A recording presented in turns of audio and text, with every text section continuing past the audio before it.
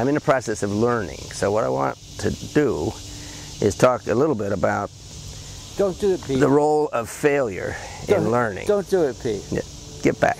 Now, as you'll see, I'm not really very good at this. You want my hand? No, I don't want your hand, see. Okay, so this is about the maximum good I am at a slackline. Now what I want you to do is do what I did, just get up and walk a little. Take your shoes off and get up and do it. Yeah.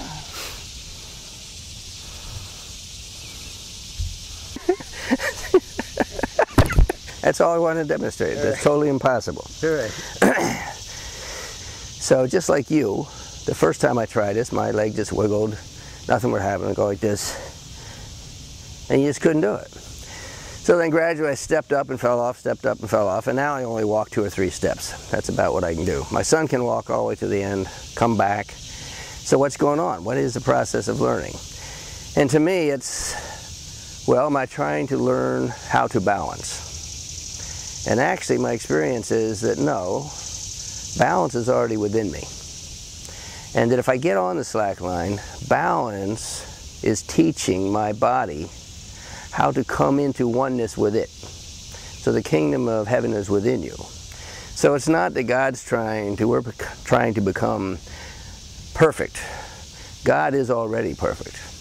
And He's teaching the natural man how to come in order so that the natural man can come into heaven and he can come into them. That's the conjunction of the divine and the human. So actually balance is already there.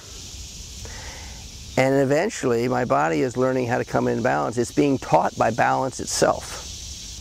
What that teaches me is, how do you learn something like being on the spiritual path? The spiritual path is like a slack line. You learn by failure, what we call failure. You learn by falling off. And I think we're born to be one with the Spirit. I think we're born to the conjunction of the human and the divine. So, well, what's the slack line? I believe that's life.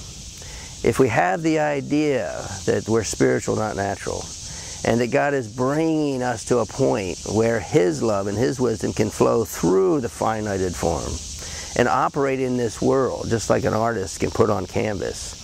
Once we know that, then we start to use all experiences, whether you call them failure, success, all of them lead the same way. So in regard to learning to become spiritual, there's nothing that's wasted.